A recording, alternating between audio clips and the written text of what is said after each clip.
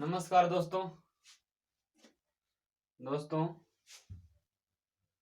जैसा तो कि आप लोगों को पता चल ही गया होगा कि आज हम पढ़ने वाले हैं संख्या पद्धति। संख्या पद्धति मतलब नंबर सिस्टम। इंग्लिश में नंबर सिस्टम कहते हैं, हिंदी में संख्या पद्धति होता है। तो आज हम पढ़ेंगे संख्या पद्धति। दोस्तों, जैसा कि हम लोग जानते हैं, कोई भी संख्या केवल 10 अंकों से मिलकर बनी होती है। वो 10 अंक कौन से हैं? 0, 1, 2, 3, 4, 5, 6, 7, 8, 9। इन्हीं अंकों से मिलकर पूरी संख्या बनेगी। ऐसी कोई संख्या नहीं है जो इनसे ना मिलकर बनी हो। कोई भी संख्या बनेगी इनसे ही मिलकर बनेगी। कोई भी संख्या बनेगी।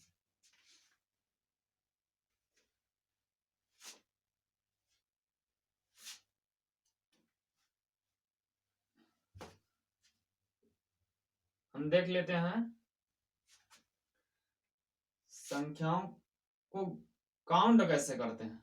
देखिए, जैसे 63, 51, 25 है। इसको काउंट कैसे करते हैं? इधर से काउंट करते हैं, मतलब दाईं ओर से बाईं ओर की तरफ काउंट करते हैं। ये हो गया हमारा इकाई, ये हो गया दहाई, ये सैकड़ा, ये हजार, ये 10,000।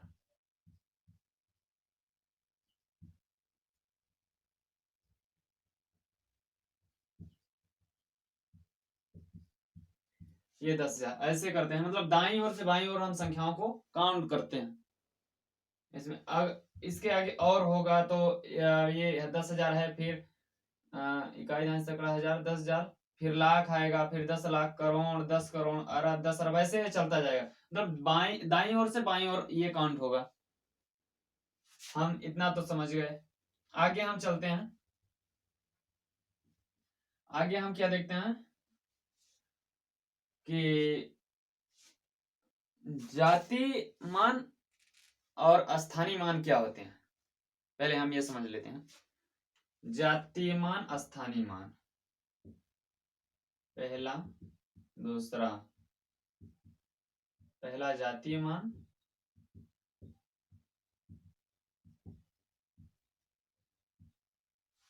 सॉरी,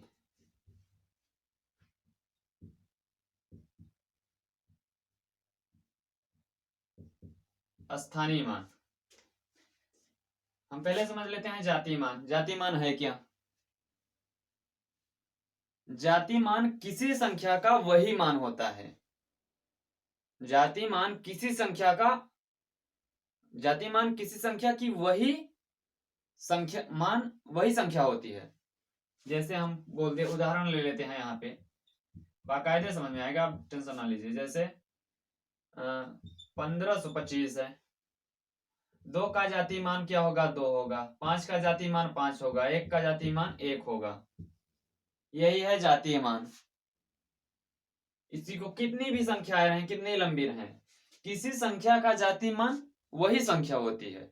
हमें यही इसकी परिभाषा याद रखें। किसी संख्या का जातीय मान वही संख्या होती है।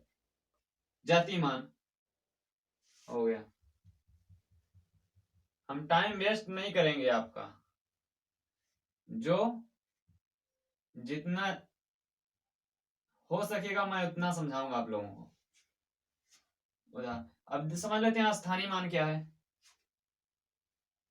स्थानीय मान किसी संख्या के स्थान के स्थान पर निर्भर करता है। स्थानीय मान किसी संख्या के, जैसे हम समझ लेते हैं, किसी संख्या के स्थान पर निर्भर करता है। मतलब हम इस प्रकार कह सकते हैं इससे, स्थानीय मान उस संख्या के स्थान पर निर्भर करता है। देख लीजिए स्थानीय मान। अब जैसे हम इसे ले लेते हैं, कुछ भी ले लें संख्या, कुछ भी, इकाई दहाई सैकड़ा हजार 10 लाख करोड़ 10 करोड़, कुछ भी ले लें, 25, 63, 82, कुछ भी ऐसे ले लें। हम संख्या मान लीजिए मेरी संख्या है, कोई संख्या है हमारी। अब इसका हमें 5 का स्थानीय मान ज्ञात करना है। जातीय मान यहाँ पे समझ ले, जातीय मान 5 होगा। 5 क्या है? जातीय मान। 5 जातीय मान है। और इसका स्थानीय मान अगर देख लें तो हम 5 लिखेंगे। किस संख्या के ज्ञात करना है, पहले वो संख्या लिखेंगे यहाँ पे।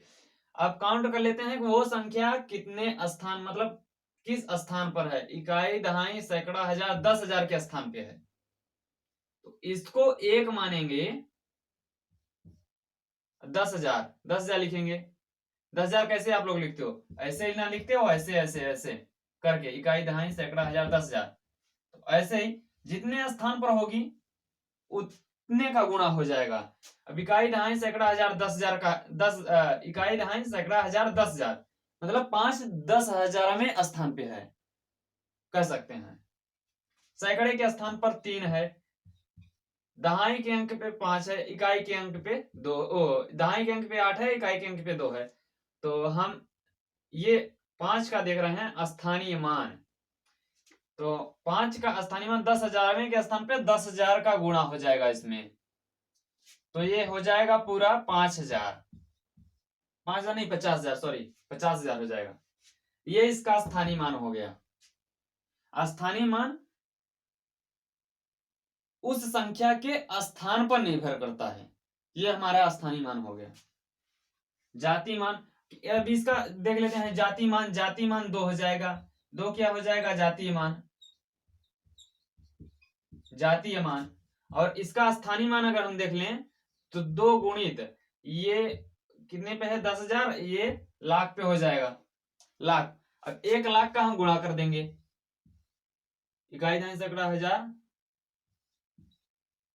3 हाँ हो गया। इकाई, दहाई, सैकड़ा, हजार, 10,000, लाख। अब ये हो जाएगा 2 लाख हमारा, 2 लाख। ये हमारा क्या हो गया? स्थानीय मान हो गया। ये 2 क्या? किसी संख्या का जातीय मान वही संख्या होती है, और किसी संख्या का स्थानीय मान उस संख्या के स्थान पर निर्भर करता है। हमें यही देखना, ध्यान देना है। हो गया। चलिए आगे चलते हैं। ओ यार, चलो ये भी डिलीट हो रहा है। आप लोगों को तो टॉपिक मालूम हो गया, कोई बात नहीं।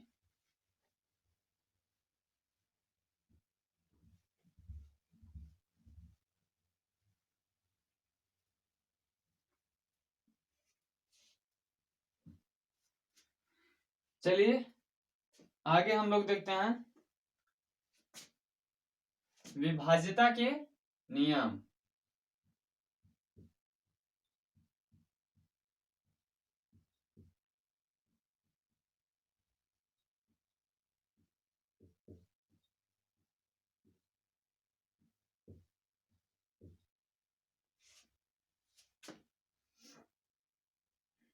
विभाज्यता के नियम।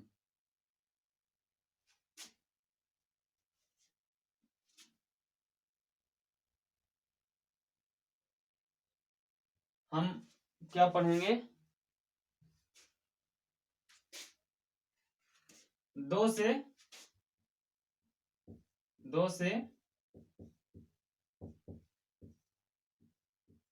विभाज्य संख्याएं,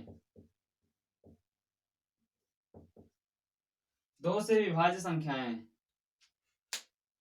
हम पढ़ेंगे। 2 से विभाज्य संख्याएं, 2 से विभाज्य संख्या कौन कौन सी होती है? वे संख्याएं जिनके अंत में 0, 2, 4, 6, 8 हो, वे संख्या 2 से विभाज्य हो जाएंगी। हम इसकी परिभाषा क्या लिखेंगे? वे संख्याएं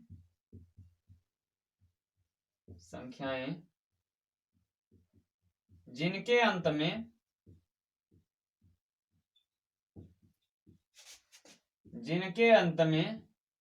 0, 2, 4, 6, 8 हो,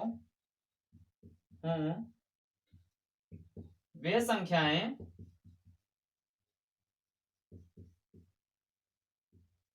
2 से विभाज्य होती हैं।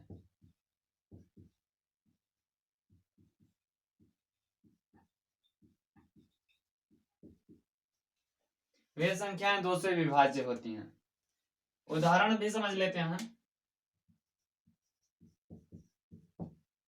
उदाहरण 50, 52, 64 कुछ भी ले लें, जिनके अंत में 0, 2, 4, 6, 8 हो, वो संख्याएं 2 से विभाज्य होंगी। सॉरी यहाँ पे कुछ नहीं है। 64 और लेते हैं हम 96 ले लेते हैं। 98 कुछ भी ले लो जिनके अंत में 0, 2, 4, 6, 8 हो, वे संख्याएं 2 से विभाज्य होंगी। 2 से विभाज्यता का नियम है। हम देख लेते हैं यहाँ पे, इसे 2 से डिवाइड करेंगे, ये हो जाएगा कितना हो जाएगा 25 हो जाएगा। ये से 2 से डिवाइड करेंगे कितना हो जाएगा 26 हो जाएगा। इसे 2 से डिवाइड करेंगे कितना हो जाएगा 32 हो जाएगा। इसे 2 से डिवाइड करेंगे कितना हो जाएगा 98 हो जाएगा क्या 48 हो जाएगा क्या 2 चौके 8 2 8 16 हाँ 48 हो जाएगा। और इसे 2 से डिवाइड करेंगे कितना हो जाएगा 49 हो जाएगा। मतलब वे संख्याएं जिनके अंत में 0, 2, 4, 6, 8 हो, वे संख्याएं 2 से विभाज्य होंगी। चलिए अब आगे चलते हैं।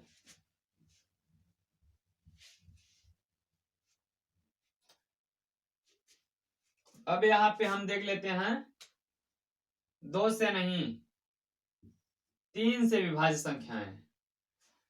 3 से विभाज्य संख्याएं, अब उसकी परिभाषा हम देख लेते हैं। 3 से विभाज्य संख्याएं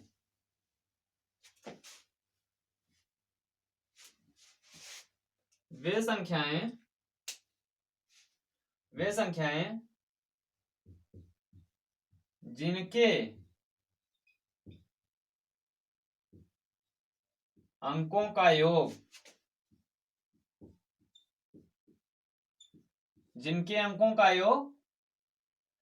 3 से विभाज्य हो। 3 से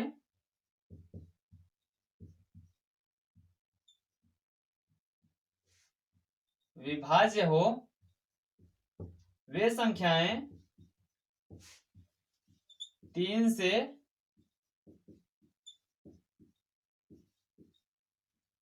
विभाजित होंगी, या वे संख्याएं 3 से विभाज्य होंगी, वही बात है। तो हम देख लेते हैं, यहाँ पे उदाहरण देख लेते हैं। वे संख्याएं एक बार फिर से पढ़े, वे संख्याएं जिनके अंकों का योग 3 से विभाज्य हो, वे संख्याएं 3 से विभाजित होंगी। उदाहरण देख लीजिए। उदाहरण हमारा क्या है, जैसे हम कुछ भी ले लें 25, 63 ले लें, या ले लें 82 लें। अब देखिए हम देख लेते हैं इसमें 3 से विभाज्य, ये 3 से विभाज्य है कि नहीं। संख्याओं के अंकों का योग 3 से विभाज्य है तो वो संख्या 3 से विभाजित होंगी। 5, 2 कितना अंकों का योग, 5, 2 कितना हो गया 7 हो गया। 7 विभाज्य है क्या 3 से इसमें पूरा भाग चला जाएगा, नहीं जाएगा, तो मतलब ये विभाजित नहीं होगी। 25 विभाजित नहीं होगी। अब हम देख लेते हैं 63 संख्याओं के अंकों का योग 63। अब यहाँ पे देख लेते हैं 63 के संख्याओं के अंकों का योग कितना है। अगर इसको हम जोड़ देंगे तो 9 हो जाएगा। 9 संख्याओं के अंकों का योग 3 से विभाज्य है तो संख्या विभाजित होगी। 9 विभाज्य है मतलब 63 विभाजित होगा 3 से। भाग दे दीजिए 3 3 2 6 3 1 3 21 21 3 63 हो जाएगा विभाजित। अब देख लीजिए 82 यहाँ पे देख लीजिए 8 2 10 8 2 10 हो जाएगा। 3 से विभाजित है नहीं है तो मतलब 3 से विभाज्य नहीं होगा ये। हम बहुत सारी संख्या ले लो, कुछ भी ले लो। यहाँ पे 21 ले लो और 40 8 ले लो, 21 लेंगे, 21 लेंगे तो 3 2 1 3 मतलब 3 से विभाजित है, 3 विभाजित हो जाएगा 3 से, तो मतलब 21 विभाजित 3 से 21। और 48 ले लें, यहाँ पे हम समझने के लिए एकदम नॉर्मल उदाहरण है, एकदम सिंपल भाषा में ले रहे हैं, एकदम छोटी छोटी संख्या। आप कितनी बड़ी संख्या ले लो, उसके संख्याओं उस संख्याओं के अंकों का योग अगर 3 से विभाजित है तो वो संख्याएं 3 से विभाजित होंगी। अब 48 ले लें, ये 8 4 12 हो जाएगा, 3 से विभाजित है 12, तो मतलब ये 48 विभाजित हो जाएगा। अगर हम 3 का इसमें भाग दें, अगर देख लेते हैं विभाजित होगा नहीं, 3 1 का 3, 3 6 का 18 विभाजित हो जाएगा। मतलब ये हमारा रूल एकदम इसमें परफेक्ट है, मतलब ये संख्याएं 3 से विभाजित होंगी कि नहीं आपको समझ में आ गया पूरा। चलिए अब हम देखते हैं 4 से विभाज्यता के नियम, मतलब 4 से विभाजित संख्याएं कौन कौन सी संख्याएं, कैसी संख्याएं 4 से विभाजित होंगी। 4 से विभाज्य संख्याएं,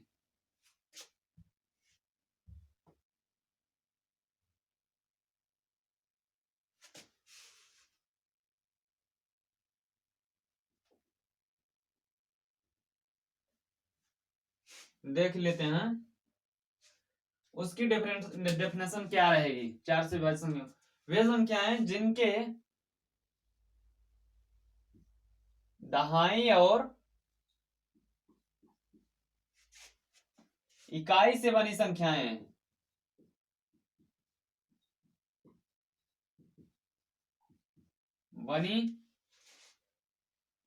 इकाई से बनी संख्याएं, दहाई और इकाई से बनी संख्याएं 4 से विभाज्य हों।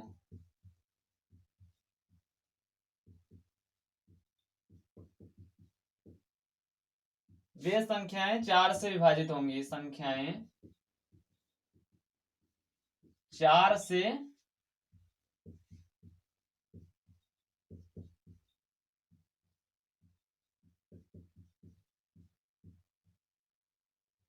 से विभाजित होंगी। वे संख्याएं जिनके दहाई और इकाई के अंकों का योग, वे संख्याएं जिनके दहाई और इकाई के अंकों का योग 4 से विभाज्य है, वे संख्याएं 4 से विभाजित होंगी। उदाहरण यहां पे समझ लेते हैं, 32 82 और ले लेते हैं 21 63 ले लेते हैं। इसी में हमें 2 में समझ में आ जाएगा क्या मतलब इतनी बड़ी बड़ी संख्याएं लेने से। वे संख्याएं जिनके दहाई और दहाई और इकाई से बनी संख्याएं 4 से विभाजित होंगी, तो वे संख्याएं पूरी संख्याएं 4 से विभाजित हो जाएंगी। इसमें देखिए भाग दीजिए 4 से, 82 में 4 से भाग दीजिए, देखिए दहाई और इकाई से बनी संख्याएं 4 से विभाजित है कि नहीं। 4 2 8 है क्या,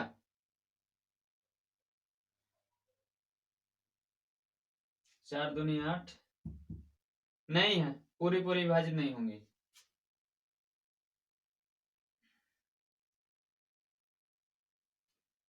चार से विभाजित ये नहीं विभाजित होगी। 63 4 1 का 4 2 23 ये भी पूरी नहीं विभाजित होगी। और संख्याएं हम ले लेते हैं,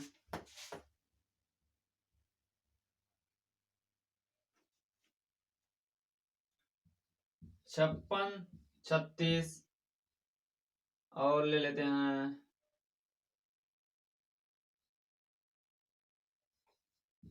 43 24, अच्छे से लिख दूं 43 24 43 हो गया, सॉरी 24। इसको ये दोनों संख्याएं 4 से विभाजित नहीं होंगी। इसको देख लेते हैं, दहाई और इकाई से बनी संख्याओं का अंकों का योग अगर 4 से विभाजित है तो वे संख्याएं पूरी संख्याएं 4 से विभाजित होंगी। देख लेते हैं 4 से 4 9 36 ये विभाजित होगी, मतलब ये पूरी संख्या 4 से विभाजित होंगी। अब देख विभाजित करके देख भी सकते हो, यहाँ पे देखिए 4 1 का 4, 4 चौक 16 और 0 4 9 36, ये विभाजित है। अब इसमें देखिए दहाई और इकाई से बनी संख्याओं का दहाई और इकाई से बनी संख्याएं 4 से विभाजित हो रही हैं, तो मतलब 24 4 छक 24, मतलब ये पूरी संख्याएं 4 से विभाजित होंगी। देखिए 4 1 का 4 0 हो गया, 4 8 32, 4 1 का 4 मतलब 1081। मतलब दहाई और इकाई से बनी संख्या अगर 4 से विभाजित है तो वे पूरी संख्याएं 4 से विभाजित होंगी। समझ में आ गया? हाँ चलिए आगे चलते हैं।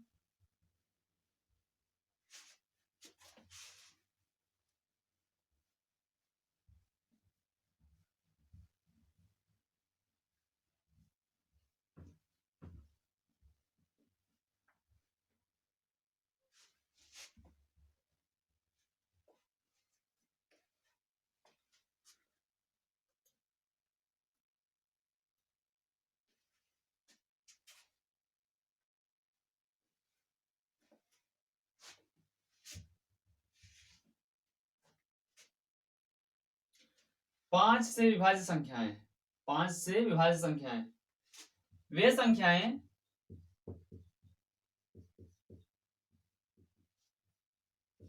जिनके अंत में 0 या 5 हो, 0 या 5 हो, वे संख्याएं 5 से विभाजित होंगी।